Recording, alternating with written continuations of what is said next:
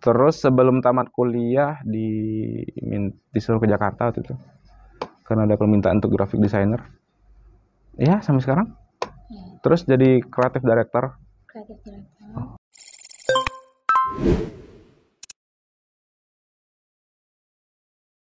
Assalamualaikum warahmatullahi wabarakatuh. Kembali lagi bersama saya di podcast DKTV UIN Imam Bonjol Padang. TV Masa Depan Dakwah dan Komunikasi. Nah, saat ini saya selaku host Amiriandiani. Kali ini kita kedatangan Bang Naufal Atsiddiq, seorang CEO dari Digital Finger yang saat ini telah go internasional nih. Lebih baiknya kita kenalan langsung dengan Bang Naufal Atsiddiq. Halo. Halo Bang. Saat ini boleh perkenalan diri lah dulu Bang. Oke. Nama saya Naufal Atsiddiq. Dulu pernah selintas kuliah di KPI di UIN Imam Bonjol Padang. Jurusan di KPI di dakwah.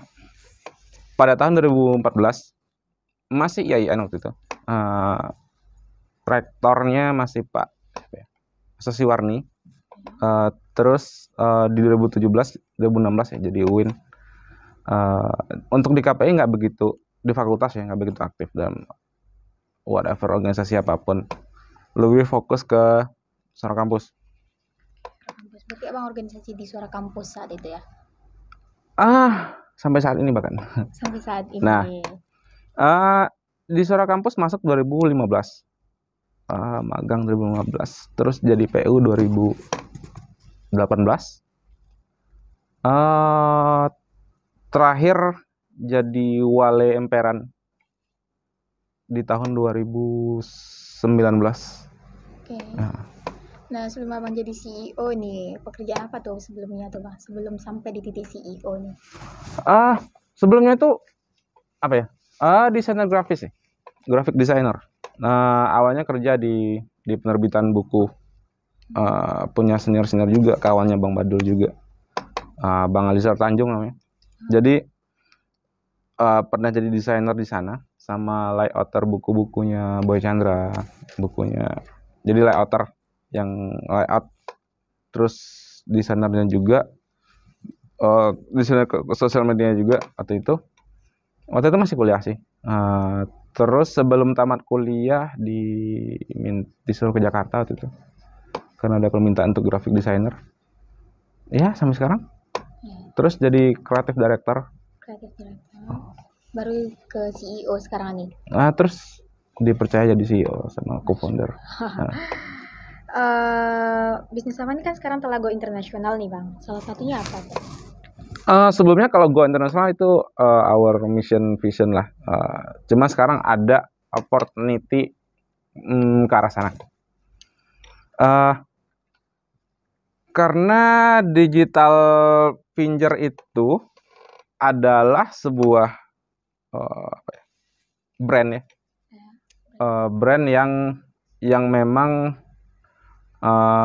berfokus pada dunia digital, baik itu content creator. Jadi content creator itu hanya part of itu. Ada content creator, ada search engine optimization, ada search engine marketing, ada juga search engine pokoknya optimasi lah di marketplace. Terus juga ada website development. Nah, jadi di Fin itu memang fokusnya ke arah sana. Nah, kenapa kita bisa go international? Karena pasar digital ini masih sangat blue ocean lah istilahnya. Blue ocean tuh belum banyak orang yang bermain di sana, apalagi di Padang. Iya. Nah, kita bisa memasarkan ini produk ke dunia, bahkan ke Eropa. Bahkan kita punya desainer pembuatan logo itu di United Kingdom, di Inggris, yang UK yang ngebuat desain salah satu project kita pernah. Dan juga opportunity project kita ada di Paris. Di Paris. Ya, itu ngebuat UI UX designer untuk sebuah aplikasi gitu. Dan juga bakalan banyak juga dari kedepannya karena punya partner yang pernah kuliah di Belanda, sekarang dia di Bandung. Ada bakalan project buat website kecil-kecilan tapi di di Belanda. Oh, di Belanda. Ah, Jauh terus ya. ya, tapi buatnya dari Indonesia. Oh, Jadi kita mau ngebuat virtual office, misalnya virtual office kan bisa kita buat di Singapura, nama kita di sana. Nanti kalau ada klien dari luar negeri bisa ke Singapura langsung ke kita gitu. Di Bali juga bisa langsung go internasional. Nah, jadi sebenarnya digital itu sekarang arahnya harus ke sana nih. Arahnya harus ke sana.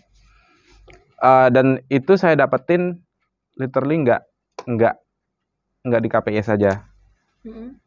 Dari suara kampus juga.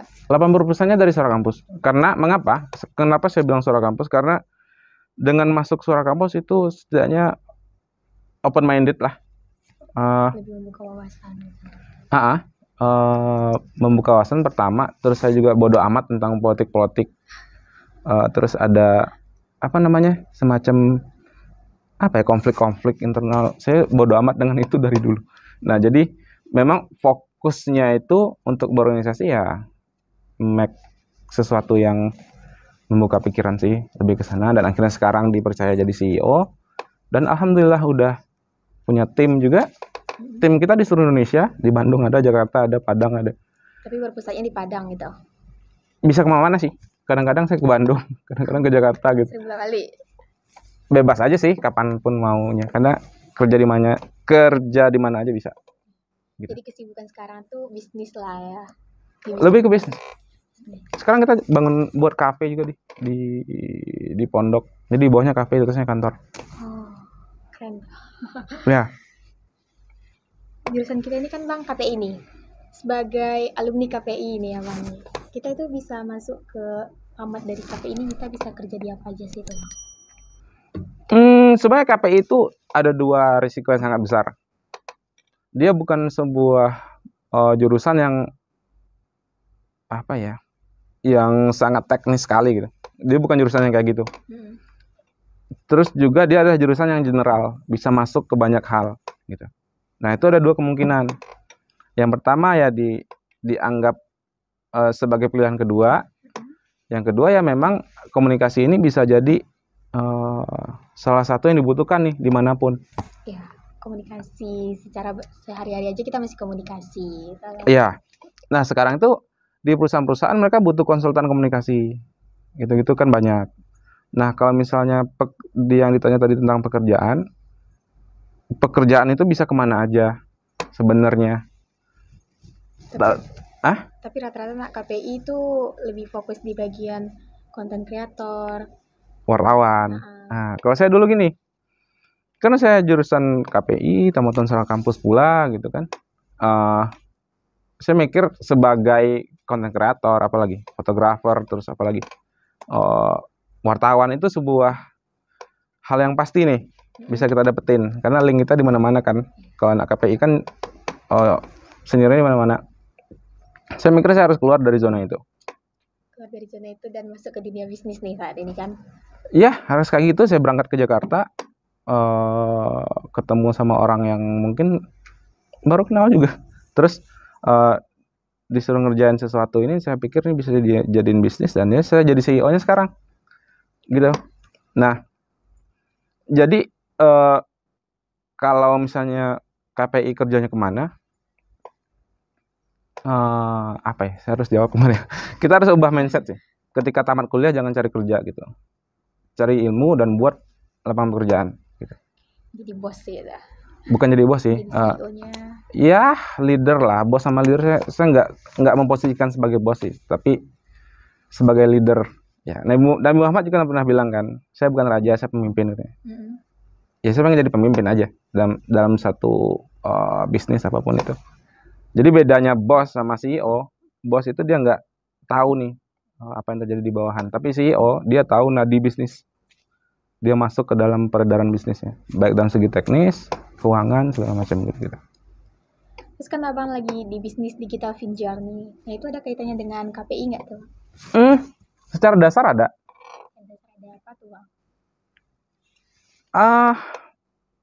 Apa ya di Divin itu digital Finjar itu ada content creator, harus bisa editing, harus bisa buat video. harus bisa ambil video juga, editing sih lebih penting kan. Lebih editing ya berarti. Untuk membuat konten ada script writer, harus bisa nulis. Makanya kemarin saya bilang ada naskahnya nggak? Saya pengen lihat naskahnya gimana, gitu kan. Jadi memang harus ada orang yang bisa nulis skrip. Nah itu copywriter itu dibutuhkan sekarang. Jadi saya bilang teman-teman KPI, copywriter ini penting sekali sekarang. Karena saya susah banget cari orang yang bisa Copywriter. di Padang nih. Tapi kok di Jakarta banyak, teman-teman banyak. Tapi untuk di Padang rata-rata masih nulisnya tuh scripted gitu. Kayak cuma nulis berita 5W1H just it, nggak ada lagi. Nah copywriter itu kan butuh apa ya, pemahaman tentang sesuatu yang lebih dalam. Nah itu copywriter itu di KPI pasti diajarin. Iya, kita harus bisa nulis, harus bisa ngambil video. Meskipun saya di KPI dulu nggak dapat itu sih sebenarnya. Masih baru, masih IAIN dulu ya kan? Iya, IAIN dan KPI udah lama juga.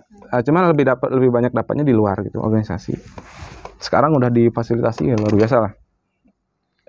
Nah untuk sekarang nih Bang, kan media itu udah terlalu luas, orang berkonten kreator itu udah bisa siapa aja.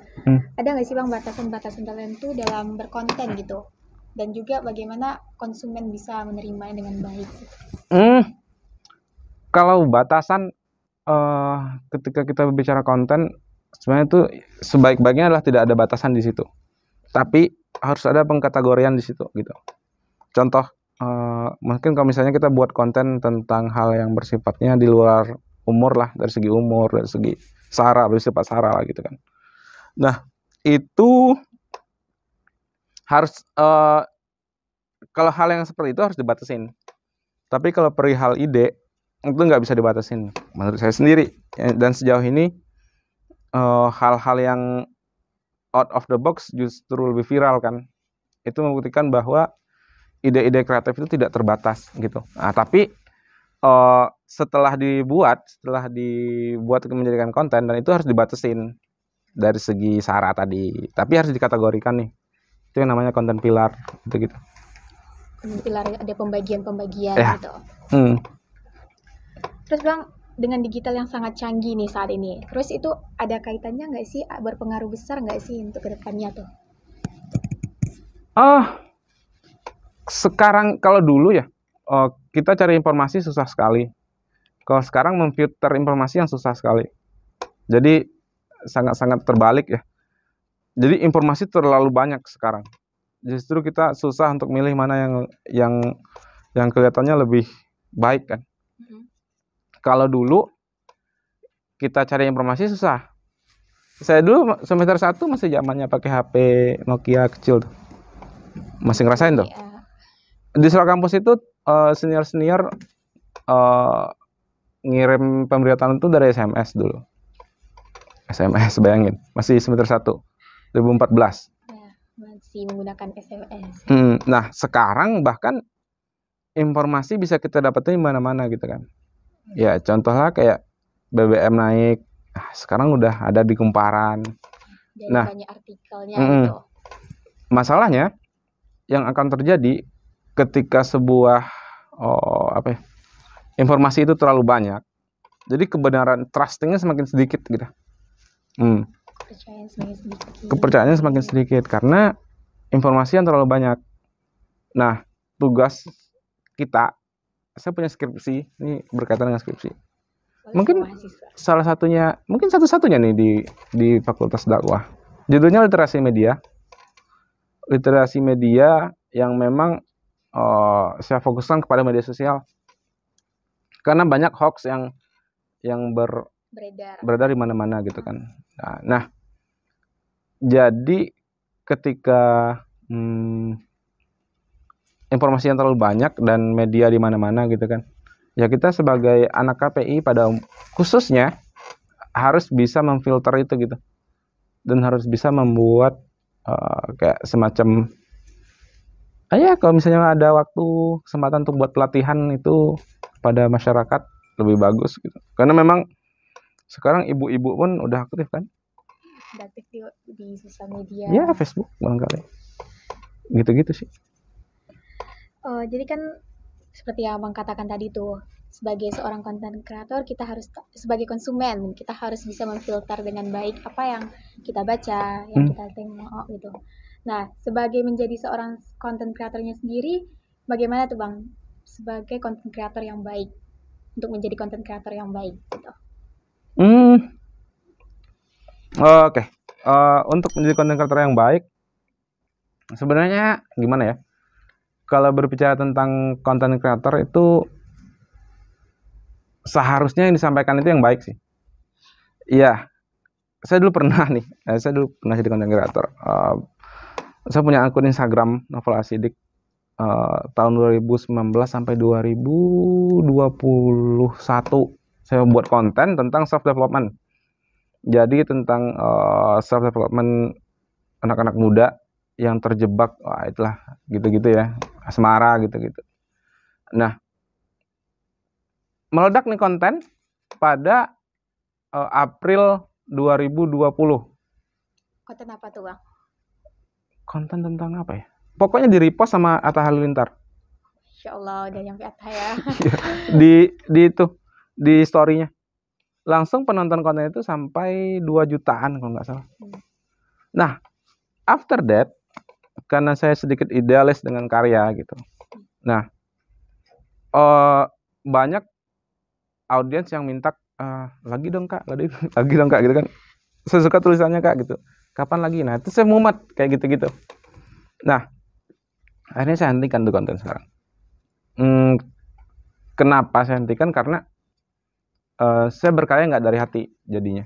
Berkarya karena apa yang orang ingin sih. Dan saya nggak mau kayak gitu. Saya arsipkan semua kontennya. Ya, followers naik sih sampai 7 ribuan. Banyak.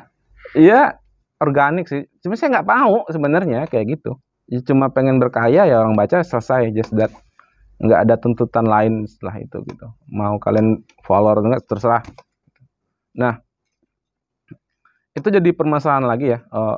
Ketika kita membuat konten yang awalnya dari hati dan itu baik dan disukai banyak orang, saya nggak tahu ya, tapi itu ideal saya sendiri. Ketika membuat sebuah karya itu harus dari hati sih. Apapun sih harus dari hati. Tapi ketika ada orang yang sifatnya memaksa lah gitu ya dalam membuat karya, saya nggak mau itu. Saya hentiin. Jadi itu tantangan terberatnya itu. Tantangan terberat itu. Dan itu mungkin terjadi ke semua konten kreator yang membuat konten-konten kita sekarang dalam tanda kutip tidak berkelas gitu, tidak berkualitas gitu. Karena terus Bang, ini kan dari penghujung aja, udah ada penghujung waktu juga ya. Apa harapan Abang untuk para konten kreator yang baru memulai? Dulu ya Yasir pernah kenal ya? Kenal. Nah, dia sempat nanyain pengen buat konsep ini, podcast ini. Dia sempat nanyain awal-awalnya. Nah, aku selalu bilang untuk membuat sebuah sesuatu itu butuh komitmen nih di awal. Nah, komitmen itu dilandasi dengan apa? Dengan keyakinan sih. Banyak orang yang membuat konten di awal meledak, so habis itu down, selesai gitu kan. Nah, yang sulit itu gimana menjaga sebuah karya itu tetap berjalan gitu, apapun keadaannya. Kan ada kaderisasi di situ kan, ada organisasi atau apalah. Tapi ketika kita membuat sebuah karya, bukan hanya konten ya. Saya juga mau nulis buku nih. Jadi banyak konten-konten yang hal-hal yang kalau kita ke konten bukan hanya konten sebenarnya, tapi ketika kita membuat karya kita harus punya komitmen sih. Komitmen kalau ini akan berjalan gitu. Berjalan dengan baik dan sesuai dengan rencana lah gitu. Sesuai dengan rencana tidak dulu sih. Yang penting komitmen ini akan berjalan dulu. Nah, makanya apalagi ini konten kreator ya effortnya lumayan ya. Video, skrip, ya butuh konseptor. Dan konseptor itu harus dikaderisasi gitu lah. Kayak gitu. Nah, makanya komitmen dalam melakukan sesuatu itu penting. Apapun lah ya, butuh komitmen. Dalam hubungan juga butuh komitmen. Ya, komitmen sih. Saya belum ke sana sih. Oke, jadi ini udah di ujung acara ya, Bang. Oke. Oke. Jadi guys, sebagai jurusan KPI, kita tuh nggak terpaut gitu harus kerja di media. Kita boleh kerja di apa aja. Jadi apapun jurusannya, kita bisa kerja di bidang apa aja. Sampai di sini dulu saya menemani kalian. Saya Mary Handayani beserta tim yang terlibat. Pamit undur diri. Assalamualaikum warahmatullahi wabarakatuh.